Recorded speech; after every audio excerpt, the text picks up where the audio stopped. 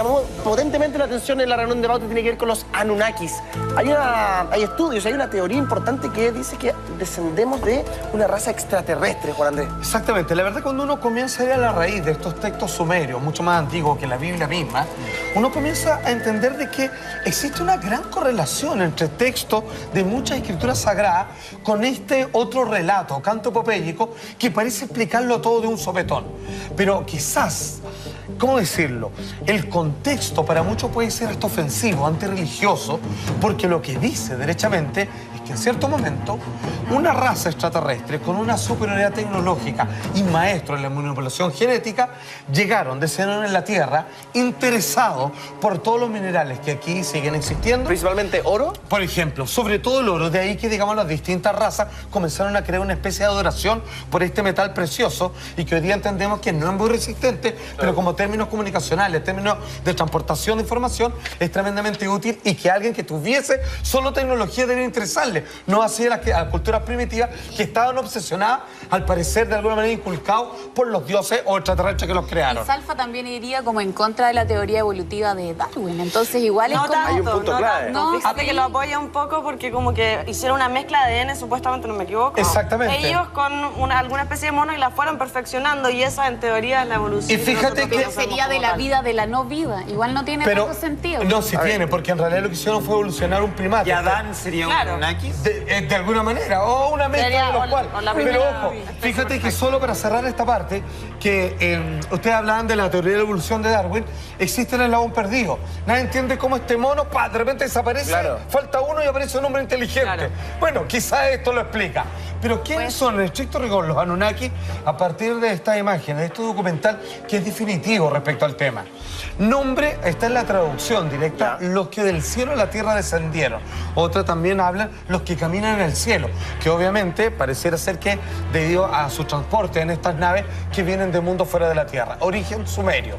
Ubicación entre los ríos Tigris y Éufrates en la zona de Mesopotamia, actual Irak, que no deja de ser curioso, que es una zona de alto conflicto y que para muchos obviamente también llegan a la conclusión que es de donde de alguna manera surgió la vida inteligente, ¿cierto? De eso junto con África. ¿Y tenemos presencia de ellos o estudios de presencia de ellos en Sudamérica?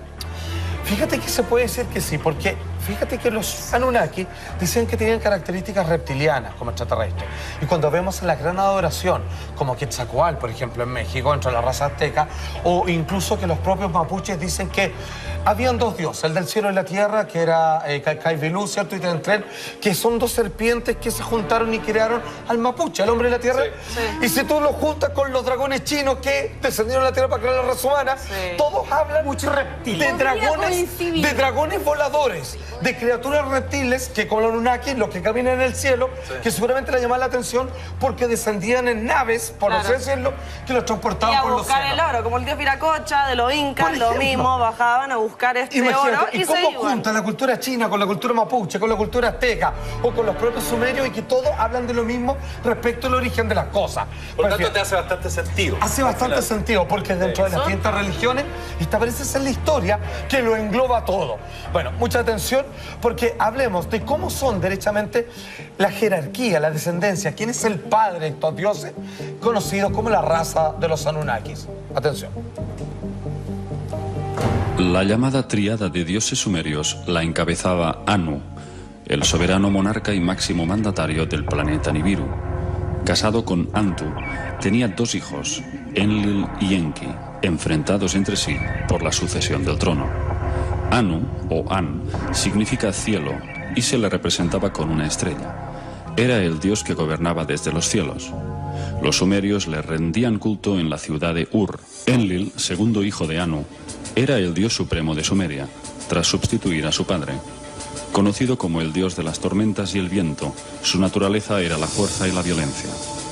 Un ser colérico, que según describen los textos sumerios, era un canciller militar, arrogante y dictador al que solo le interesaba la conquista de nuevas regiones en la tierra a las que gobernar. Enlil odiaba a los hombres. Intentó destruir la raza humana en 3 ocasiones. La más popular fue el diluvio universal. O sea, no solo, fíjate que hablan de cómo crearon al hombre con una similitud, ¿cierto?, de nomenclatura muy parecida a otros libros sagrados, como incluso la Biblia, sino que también ellos hablan del diluvio universal, por qué lo construyeron, que ya muere ese punto, por qué tuvieron que deshacerse de la raza humana, a la cual consideraron de alguna manera peligrosa, digamos, o con una capacidad de reproducción, digamos, que se le fue de las manos. O sea, si hay que rezarle a alguien, hay que rezarle a un Anunnakis.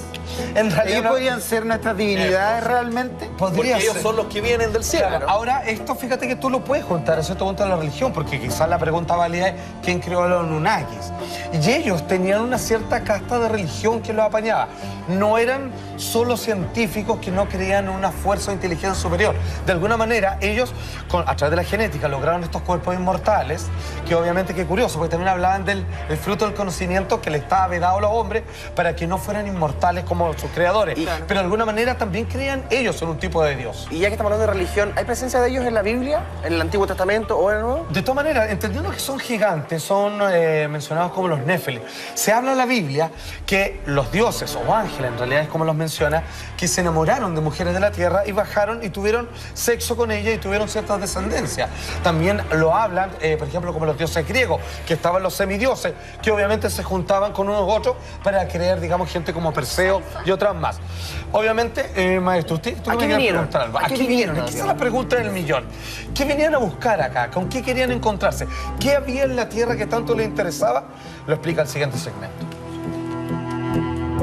La primera expedición Anunnaki que llegó a la Tierra, todo según las tablillas, estaba compuesta por 50 Anunnakis, liderados por Enki, enviado a la Tierra por su padre Anu. El motivo de esta visita no era otro que el de establecer un puerto espacial en el Golfo Pérsico, para construir una refinería y realizar grandes extracciones de oro y minerales. Los Anunnaki se enfrentaban a una grave crisis en el ecosistema y atmósfera de su planeta Nibiru. Los rayos ultravioleta del Sol de su galaxia estaban causando estragos debido a su débil capa de ozono. Necesitaban el oro para su propia supervivencia. Idearon un sistema para refinar el mineral y lo liberaban con partículas en polvo en suspensión en su estratosfera. De esta forma creaban una barrera protectora contra los rayos solares. Puede ser de alguna manera. Bueno, estamos comentando parte del video que la relación, digamos, de lo que encuentran estas tablillas sumerias, de quiénes son estos dioses, de dónde vienen, a qué vinieron, cómo nos crearon, de alguna manera uno puede encontrar parte como de la historia, resumen de cómo evolucionando el hombre. Es como que si hubiésemos heredado todas sus mañas también, porque ellos batallaban entre sí, tenían obviamente problemas, ciertos conceptos, en donde algunos, por defender su postura, no tenían ningún tapujo en atacar, digamos, a sus propios congéneres. Era medio malévolo, ¿no? Mira, digamos que era muy terrenal. Mira, sí. la Biblia, Era muy humano. o más fácil, la Biblia dice que Dios creó al hombre a su imagen y semejanza. Si lo llevamos a esto, nuestras mañas, digamos, nuestras desidias, chaqueteros, envidias, ciertos miedos que nos obligan a combatir, digamos, indebidamente con el resto, parecieran que son extrapolaciones de nuestros mismos creadores también. No se desdice de esa parte. Los alfa, ya, si son inmortales y se supone que vivían en otro mundo y vinieron para acá, ¿podrían volver en algún momento? Bueno, es una pregunta, digamos, muy peleaguda, porque supuestamente, como está escrito también en estos textos, ellos se transportan en un planeta que varios científicos sí están de acuerdo en esto, que dentro de los planetas del sistema solar falta uno, que debiera tener ciertas proporciones, ser más grande, etcétera, etcétera. Ese planeta es conocido como Nibiru o Hercóbulo, le llaman otros. Dicen que tiene, a diferencia del sistema elíptico, ¿cierto?, de transportación alrededor del Sol, esto, digamos, tiene una elipsis, digamos, que va de forma vertical y que solo parece ser que nosotros cada 3.600 años. ¿Cuándo es eso? Más o menos muy pronto. Entonces quizás podrían venir a buscarnos muchas cosas. Ahora, obviamente, apenas se instalaron en nuestro planeta, obviamente lo primero que hicieron, y ahí donde también esto aparece en distintos textos antiguos sagrados, comenzaron a generar grandes ciudades, algunas como esta. Según las tablillas, los Anunnaki fundaron un total de 7 bases operativas en la Mesopotamia meridional. Después de Eridu, la siguiente fue Bat-Dibira, que significa lugar brillante donde el mineral se finaliza. Era pues un centro metalúrgico de fundición donde se refinaba el oro. Laraak, viendo el brillante fulgor. Era una ciudad, como su nombre indica, que cumplía la función de baliza. Emitía luces para guiar y facilitar los aterrizajes de las lanzaderas espaciales. Sipar, ciudad pájaro. Era un puerto espacial equipado con una pista de aterrizaje. Shuru-Pak, el lugar del supremo bienestar, era el centro médico liderado por Ninhursag, hermanastra de Enlil y Enki. Nippur, que significa el lugar terrestre de Nibiru, era el centro de control de la misión, al frente del cual estaba Enlil. A buen entendedor, ¿con qué nos encontramos acá? Que una de las ciudades más antiguas, obviamente verdaderos templos, una civilización que se emplazó, digamos, por todo este territorio, los nombres de todas estas capitales, por así decirlo, tenían relación con los Anunnaki y con, obviamente, como indican las tablas de los sumerios, que obviamente, y fíjate que las construcciones no son casuales. Acá hay una inteligencia matemática, están todas alineadas, como obviamente, a partir de la tecnología humana que hoy día nos permitimos hacer cálculos y ver sobre el terreno, de que tienen incluso la ubicación sobre los centros energéticos que después se han descubierto que hay una línea que une las ruinas de Machu Picchu, obviamente, con las líneas de Nazca, que también parecen pistas de aterrizaje y un largo etcétera. O sea, esto no es producto de la casualidad.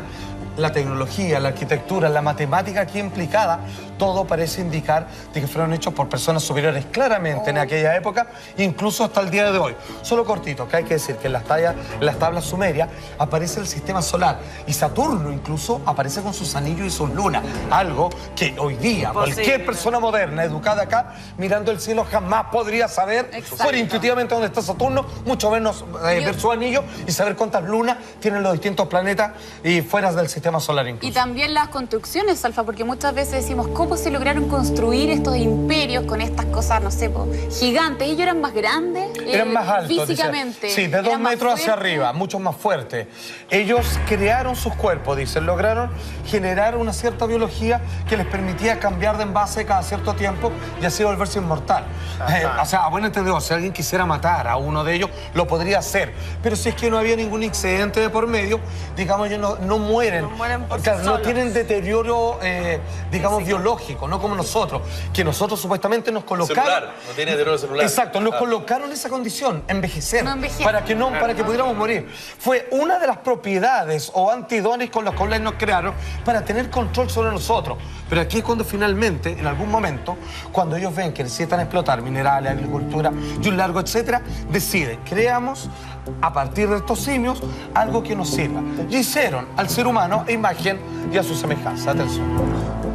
Dios sumerio de las aguas, la fertilidad y la sabiduría, guardián de las leyes divinas, Enki era un científico e ingeniero con grandes conocimientos sobre ingeniería genética, a través de la cual diseñó y creó al ser humano, manipulando el ADN para mejorarlo a través de diversos intentos. Era el único dios sumerio que podría considerarse benéfico para la humanidad. Se distinguía por su sabiduría y filosofía espiritual. Fue quien impartió el conocimiento al hombre antiguo. Ofreció sus enseñanzas en la agricultura, la astronomía, la astrología y era un gran ingeniero marítimo, capaz de reconducir ríos, canales y cauces o crear grandes embalses para provisionar de agua a los pueblos sedientos. Como creador del hombre, Enki sentía una especial devoción por la humanidad. Sus intenciones y esfuerzos se volcaron en mejorar la calidad de vida en la Tierra, y en más de una ocasión arriesgó su propia vida para defender a los pueblos de la Tierra del ataque de otros dioses que querían aniquilar la humanidad por medio de armas devastadoras. Agarraron los monos. Estaba revisando en la pauta, Salfate, una información que decía que ellos hicieron una primera mezcla, pero que no resultó bien. Que fue fallida, claro. Que la desecharon. Exactamente, porque hicieron varios experimentos, incluso dentro de la mitología griega. O sea, igual que como los humanos, ensayo-error de nuevo. Ensayo-error, claro. Ellos pensaban si de alguna manera lo que habla la mitología griega sobre estas quimeras, los centauros, ¿cierto? O los pegasos, todo, no eran parte también del experimento de estas criaturas que juntaron las bestias que había en este planeta y trataron de mejorarlo. Obviamente, se dieron cuenta que el mono o un simio en aquella época tenía obviamente la mayor posibilidad de ser manipulado genéticamente y convertirlo en una criatura capaz de pensar o por lo menos obedecer, digamos. Porque finalmente los humanos, ¿qué eran para los Anunnaki? Que éramos nosotros, mano de obra, gratis, éramos esclavos, derechamente, y con un cierto periodo obviamente determinado para reproducirnos y luego morir. De hecho, hay una cantidad de cosas que incluso antropólogos, digamos, y biólogos contemporáneos no pueden pueden explicar.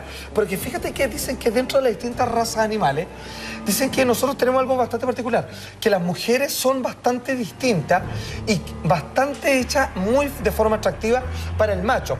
Si tú ves un perro y una perra, ¿cachai? O un león, siempre el macho es más bonito. Exacto, que la hembra. y no hay mayor diferencia generalmente, al igual que en las aves y todo lo demás, menos el tamaño, quizás el macho un poco más grande, ¿no? Exactamente, con ciertos colores, pero digamos más o menos lo mismo. Sí. Finalmente lo hicieron más diferente y con una cierta propensión al sexo. Como que le hicieron un súper desarrollo para crear la mayor cantidad posible, Ahí digamos. estuvieron bien, porque como las que había una mujeres le quedaron superproducción. ricas las mujeres. Exactamente. Quedamos súper lindos. Ahora, La Mariana y la Leila quedaron muy bien. Gracias, Anunnaki, digamos, les gracias. quedó, digamos, de mío. Y no hubo ensayo antes. Exacto, por favor, la gráfica. Para aquellos que no entendían, la creación del ser humano fue Enki, digamos, el autor, uno de los Anunnaki, obviamente primigenio. El primer ser humano fue Adapa, y de ahí obviamente salen muchos nombres Adán. parecidos, como entre esos Adán, que no es casualidad, que en la Biblia fue hecho de arcilla o del barro, y fíjate que los Anunnaki también lo hicieron. Manipularon la arcilla para crear genéticamente algo mejor. El primer prototipo, como usted decía, del humano terrestre, se produjo producto de la mezcla del ADN de los primates y, por supuesto, de los Anunnaki. Ahora, ¿cómo fue el nacimiento y evolución y este ensayo-error para evolucionar al ser humano hasta convertirlo en una criatura independiente? Y ahí fue cuando algunos, los Anunnaki, dijeron, ¿sabéis qué? Estaba bien cuando eran esclavos, pero ahora que pueden pensar por sí mismos, son peligrosos, porque no sabemos dónde van a terminar. Oye, y ahí comienza una lucha. y esa misma tendencia al sexo, que nosotros y los delfines somos los únicos que tiran por placer aquí en el planeta. ¿Qué hace el amor, Los digamos? humanos. Claro. Sí, más bonito, más bonito. Y hay unos monos también que les gusta poco el huevo. Ahí también se nos fue de las manos un poco, porque nos empezamos a reproducir supuestamente muy rápido y en Exacto. algún momento volvieron a buscar oro y, Y se fue con encontraron algún con abuelos momento. gigantescos y que, a ver, Bueno, paren. y fue con algún momento decidieron extinguirnos. Pero antes de ello, es obviamente cómo fue la evolución en estas distintas manipulaciones genéticas sobre esto que hoy día llamamos ser humano. Mira. Enki decidió mejorar su experimento y se encerró en los laboratorios biológicos de Eridu para perfeccionar al Homo sapiens y hacerlo más listo y más longevo. Esta vez, Enki usó su propio esperma y creó a un nuevo ser. Lo llamó Adapa. Era un hombre con mayores habilidades que los anteriores híbridos, mucho más inteligente, pero dotado además de la capacidad para reproducirse. Aquello fue un insulto para Enlil, pues consideraba que Enki había violado todas las leyes, ya que se le había autorizado para crear esclavos de mano de obra, no seres capaces de procrearse. Enlil no podía soportar la idea de que el hombre pudiera algún día llegar a ser demasiado numeroso y terminara por ser una amenaza para ellos. Pero finalmente, como tú bien decías, esto se les fue de las manos. Y aquí hubo una batalla y una vez más, textos orientales, textos mapuches, hablan de que estos dioses, unos nos crearon, otros nos aceptaron y en algún momento dijeron, ¿sabéis qué? Los encuentro medio peligrosillos estos tipos. Matémoslos. Y aquí es cuando algunos pelearon por nosotros, algunos nos defendieron. Afortunadamente ganaron la batalla, pero no fue fácil, porque el Enula Elis, ¿cierto? Donde aparece Gilgamesh, este gran héroe, ¿cierto? De los sumerios, finalmente habla de que hubo sobrevivientes, pero muy pocos. ¿Por qué? Porque la forma masiva de destrucción de esta raza, que al final los propios Anunnaki llegaron a temer de su propia obra, fue a través, y una vez más aparece, al igual que en la Biblia, el diluvio universal. Atención con esto, miren. Enki tuvo una visión reveladora.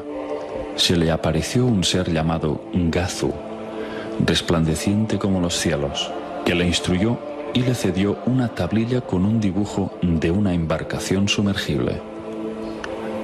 Estas fueron sus palabras. Ahora toma el lado en tus manos para que los terrestres hereden la tierra. Llama a tu hijo Ziusudra, revélale la inminente calamidad sin romper el juramento. Dile que construya una embarcación que pueda soportar la avalancha de agua, una embarcación sumergible, semejante a la que te muestro en esta tablilla. Que se salven él y su familia, y que lleve también la simiente de todo lo que sea valioso, sea planta o animal. Esa es la voluntad del Creador de todo. Bueno, finalmente en 40 días y 40 noches, ellos con la manipulación del clima, dicen que lograron obviamente exterminar a la mayor cantidad de seres humanos que a los cuales no querían que siguieran prosperando, porque ya habían terminado sus labores en la Tierra.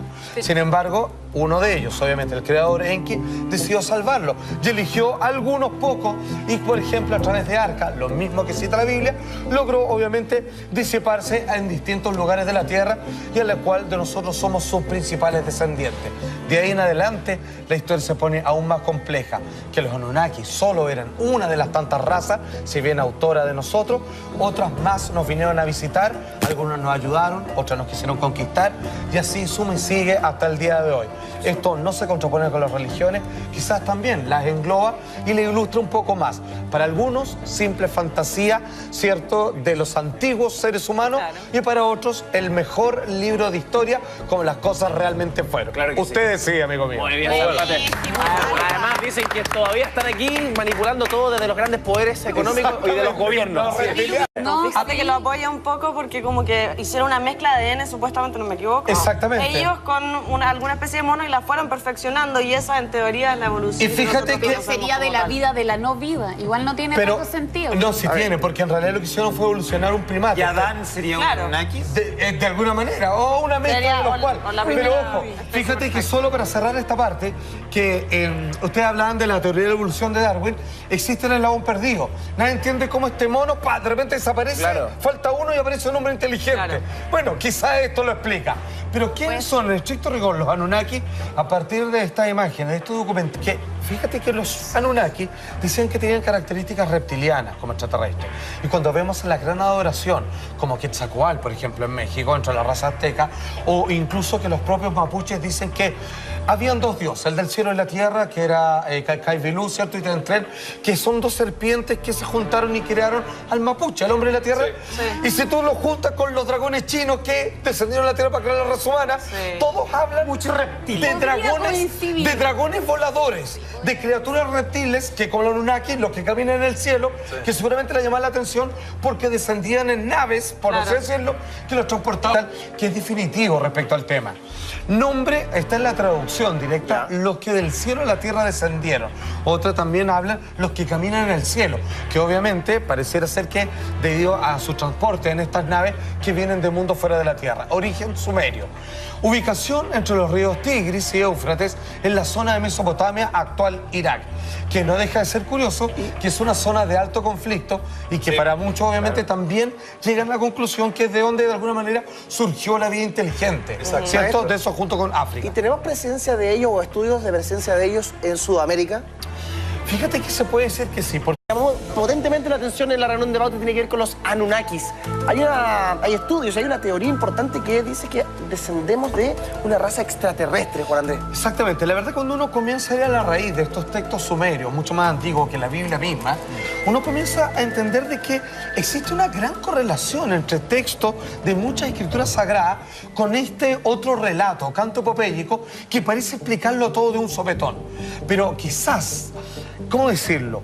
El contexto para muchos puede ser hasta ofensivo, antirreligioso, porque lo que dice derechamente es que en cierto momento una raza extraterrestre con una superioridad tecnológica y maestro en la manipulación genética llegaron, descendieron en la Tierra interesados por todos los minerales que aquí siguen existiendo. ¿Principalmente oro? Por ejemplo, sobre todo el oro. De ahí que, digamos, las distintas razas comenzaron a crear una especie de adoración por este metal precioso y que hoy día entendemos que no es muy resistente, pero como términos comunicacionales, términos de transportación de información, es tremendamente útil y que alguien que tuviese solo tecnología debería interesarle. No así a las culturas primitivas que estaban obsesionadas, al parecer, de alguna manera inculcados por los dioses o extraterrestres que los crearon. Y Salfa también iría como en contra de la teoría evolutiva de Darwin. Entonces igual es como... Hay un punto clave.